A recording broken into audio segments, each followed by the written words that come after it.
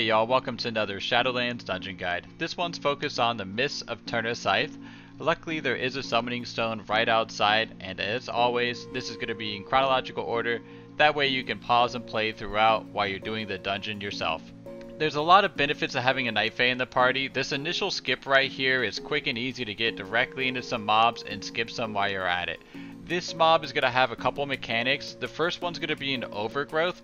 You're going to see him cast it on the Warlock in just a moment, and it does a pretty detrimental amount of health.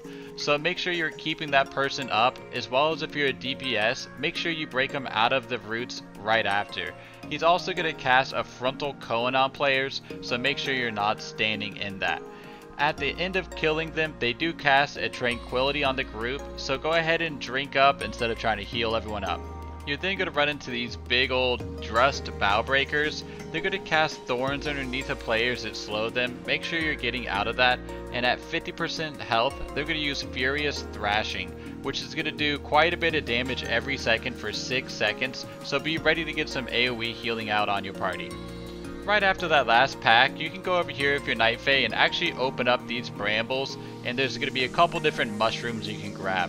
One will give you 10% stamina, and then the other one will actually give you 10% strength, agility, and intellect. So it's great for your party to go ahead and grab all these each time. The first boss you'll run into is Ingra Maloch. The tree's going to cast this Tears ability where it does all the little blue swirlies. Make sure you're not standing in these for extra damage. You're going to have to kill the tree first, that way you can actually burn down Ingra Maloch without the reduced damage debuff. You might have to do this in 2 phases depending on your group, so just be ready to go ahead and kill the tree again if that's the case. If he's low enough, you can actually go ahead and still burn the boss down the rest of the way instead of switching back, as you can see here. The next little thing I want to include for Nightfae is right after this boss, there's a little bulb up ahead that you can click on that'll actually allow you to respawn there.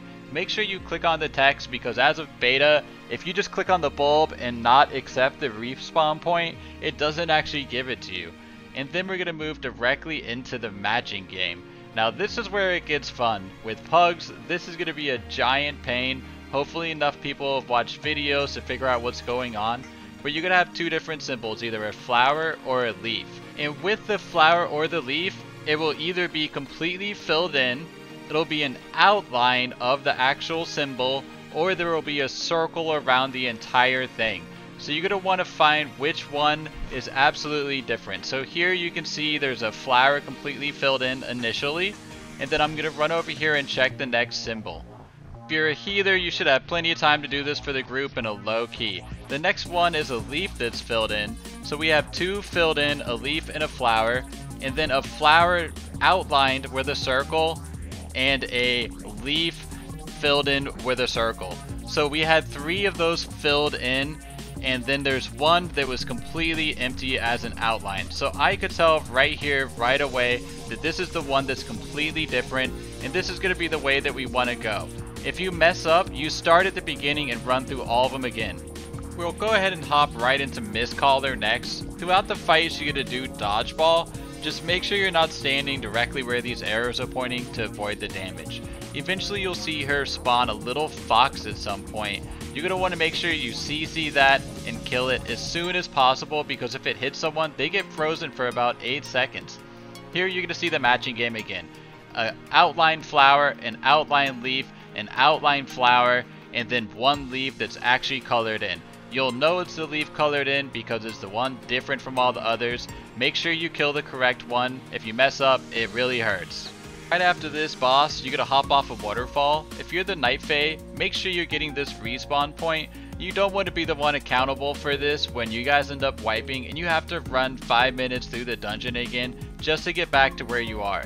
I did want to include 2 casts that these worms have. The first one is Stimulate Resistance, which buffs the nearby ones. Make sure it's interrupted, as well as the regeneration can be interrupted so that they're not healing. If you have a Warlock, throw Curse of Tongues out there just to make your life a little bit easier on these packs. The last boss you're going to run into is Tred'ova. He's going to have green pools that he spawns, as well as big blue swirlies. Basically just make sure you're not standing in either one.